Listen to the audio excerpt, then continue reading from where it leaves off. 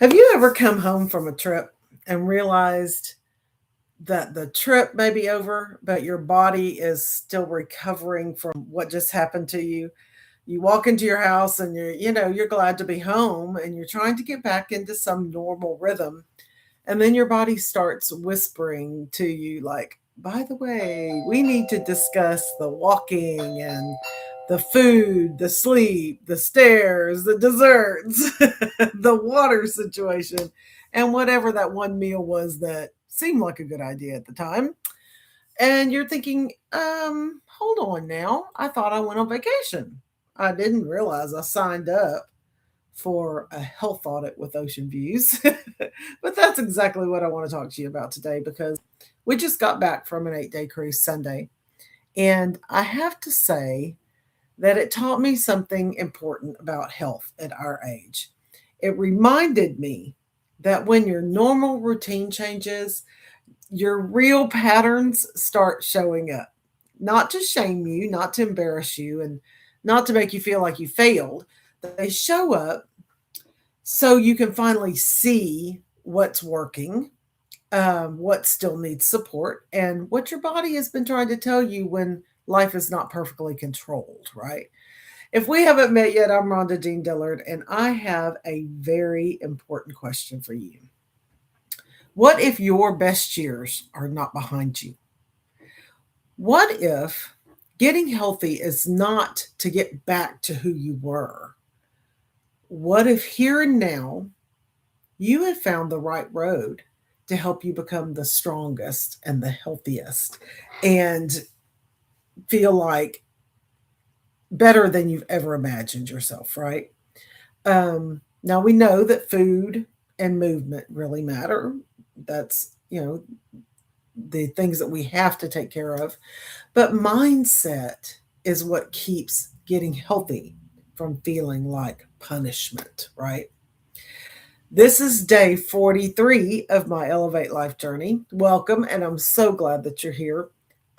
This journey is where I'm learning how to stop treating my body like it is being difficult, and start paying attention to what it's actually telling me. Today, I want to share what I noticed on the cruise, okay, and how it connects like to all the food noise. And I have an affirmation for you to help today, and one simple tip that you can use the next time your routine gets knocked for a loop, right? By travel or a busy week or family stuff or stress or just plain life acting like it owns a calendar, okay? Because here's the truth, a cruise does not pause your health, it doesn't stop the journey that you're on. It kind of reveals it a little bit. And listen, that sounds cute while you're standing in front of a full buffet that you didn't have to cook and surrounded by people saying, "Oh, you're on vacation." And your brain suddenly starts acting like it doesn't remember what control is, right? I enjoyed my cruise. Trust me, I am not about to pretend that I floated around eating grilled chicken and broccoli. Trust me. Um, Strict and disciplined while everyone else had dessert? No, ma'am. But I'm not going to lie, we are building a movement that is trying to avoid the lies and trying to empty all the big promises that we used to have to ourselves, right? We're trying to fill it with better and more strategic ways to work. But I did pay attention differently on this cruise this time. I watched what happened when my routine changed. And I don't know whether it's because I'm on the Manjaro now that I was more curious and more astute with all of that. But I thought about it because at home, you can set up your own little systems that support you, right? You can keep your certain foods in the house and have certain meals, and you can walk your normal route. You can drink from your favorite cup. You know how much you're drinking. You can sit in your regular spot, and you can pretend that your schedule is more organized than it actually is. But when you travel, all those little supports get moved around, right? And suddenly you get to see what's really leading you. And that there is it'll preach to you if we let it, right? But sometimes we think our problem is that we do not have enough discipline.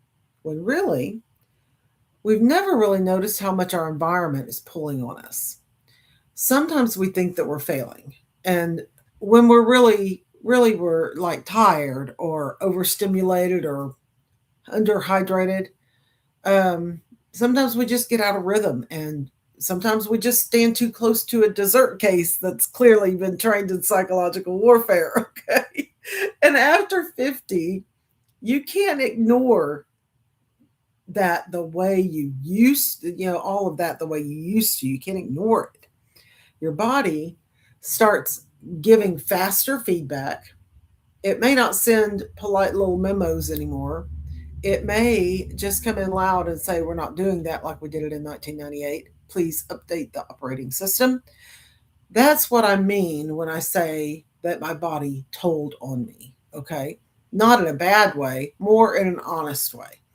And it showed me what helped.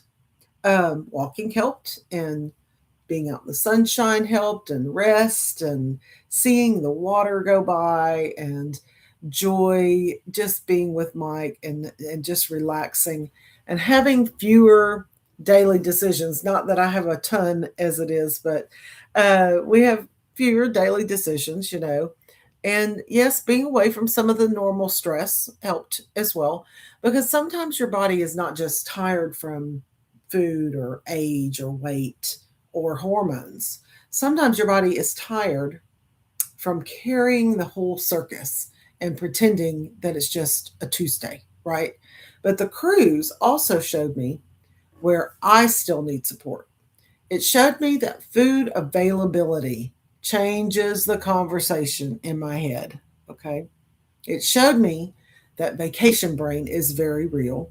It showed me that there is a difference between enjoying something on purpose and letting the environment make every decision for me. That's a big difference. And I want you to hear that.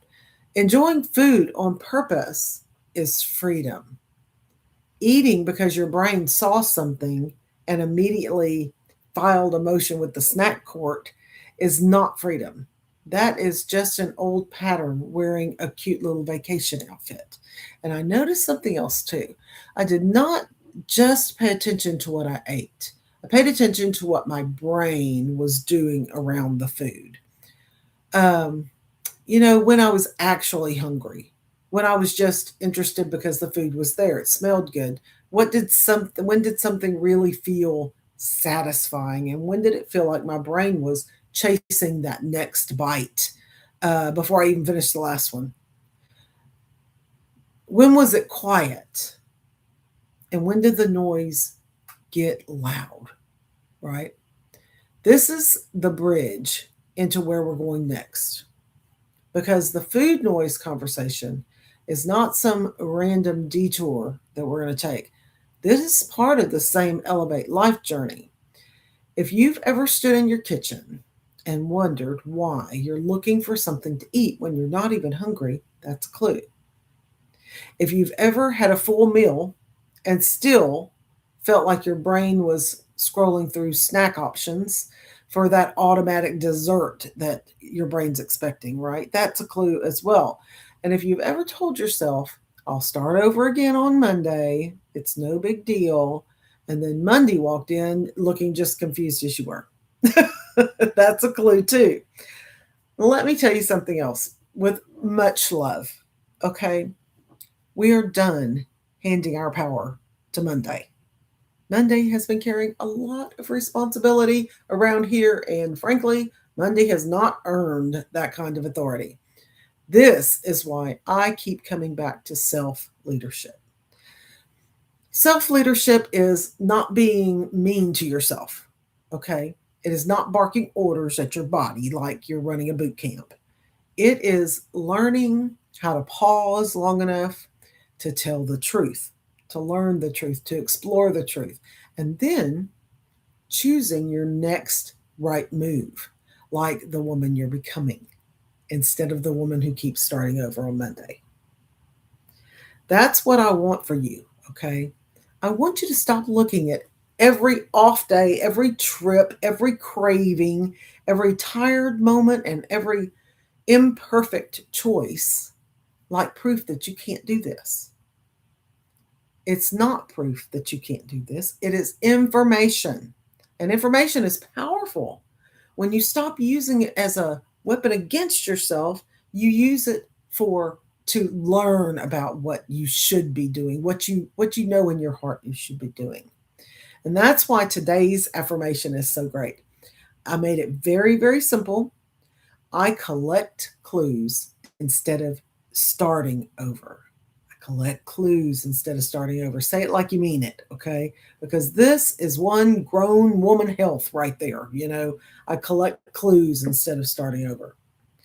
I do not throw myself away because I had a human moment. I do not act like one meal, one trip, one tired day gets to cancel the woman that God is helping me become. Because you're not too old for change. You are not too far gone. We are not behind. We are not broken. You may be looking at those old patterns, those old paradigms with shame when it's time that you look at them with strategy. That's what changed for me on this cruise. I did not come home thinking, well, I need to punish myself back into health. Okay. No, that old road is definitely closed. I came home thinking, what did I learn? How can I share it? What feels different? What feels like progress? What feels like the woman who is not playing that same old game with a new player and a new planner and a pretty pen with it, right? And you know what else I'm noticing? My progress is not just a number on the scale or how far I walk or even what my blood sugar is. Those things matter and I do pay close attention to them. But the deeper progress is that I'm becoming more aware. I'm catching myself faster. I'm questioning that old pattern before it gets comfortable and starts rearranging my life. That may not sound dramatic, but it is huge, okay? Because the woman who notices faster changes faster. And that's what we're looking at, right? We're looking at that transformation. The woman who stops shaming herself starts leading herself. And the woman who collects clues does not have to burn the whole thing down and start over every time life gets a little messy. Are you with me? Are you understanding that this is not shameful for you? This is information. So here's your tip for today. The next time you come home from a trip, or you finish a busy week, or you get through a stressful season, or you feel like your routine got hit by a grocery cart with a bad wheel, okay? Don't immediately make a punishment plan.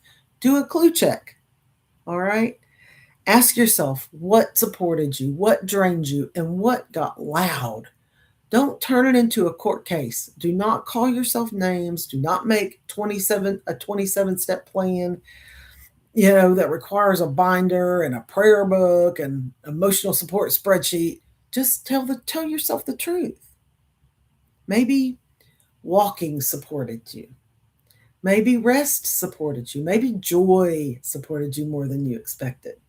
I want you to know those things for yourself.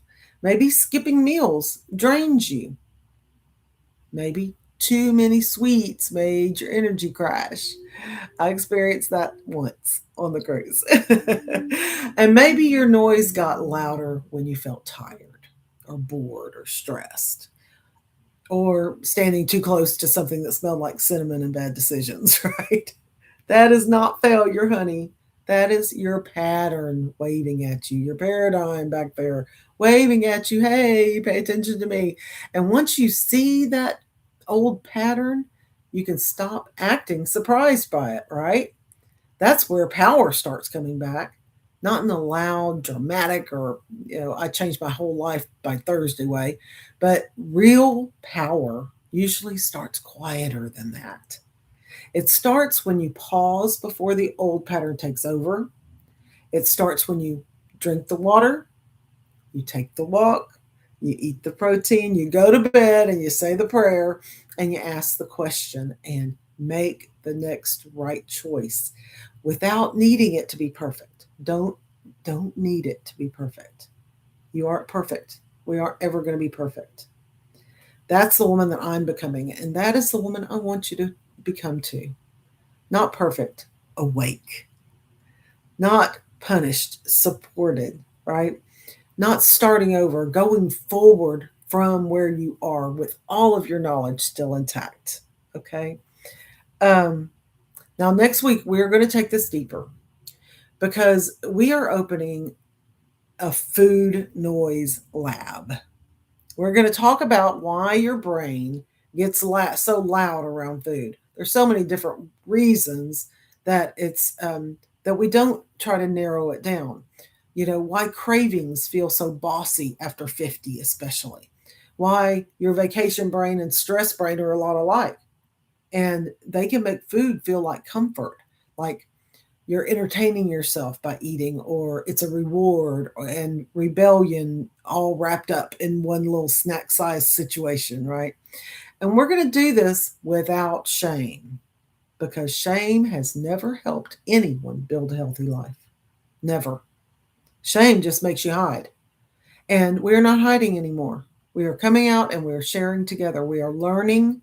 We are practicing. We are becoming women who can tell the truth and still feel hopeful to ourselves and others. Okay. So if your brain's been running a snack committee without your permission, stay close because this next part of the journey is definitely for you. And if you're new here, start where I started. Start with your mindset and go grab my free mindset guide.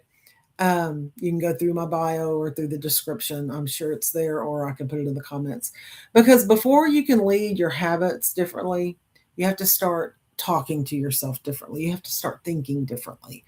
And then watch for my new food noise journal. It's going to come out sometime next week, okay? Because we're going to start tracking the pattern instead of just fighting the feeling and being confused and not understand where it's coming from and how we can fix it, okay? Now remember, you are not stuck. You are not too late. Your body is not your enemy. It may just be telling you the truth in the only language that it has left because you ignored the first 12 memos. I know I did. And honey, you've got one life, one body, one mind, one chance to get today to stop drifting through the same old patterns and start leading yourself with more honesty, with more grace, and maybe a little bit of fire, right? And I say that with love because I am learning too, okay? So today, collect the clues. Do not start over, go forward. Take the next right step. You are not here for perfection. You're here for elevation. Y'all have a wonderful, wonderful evening, and I will see you again next time.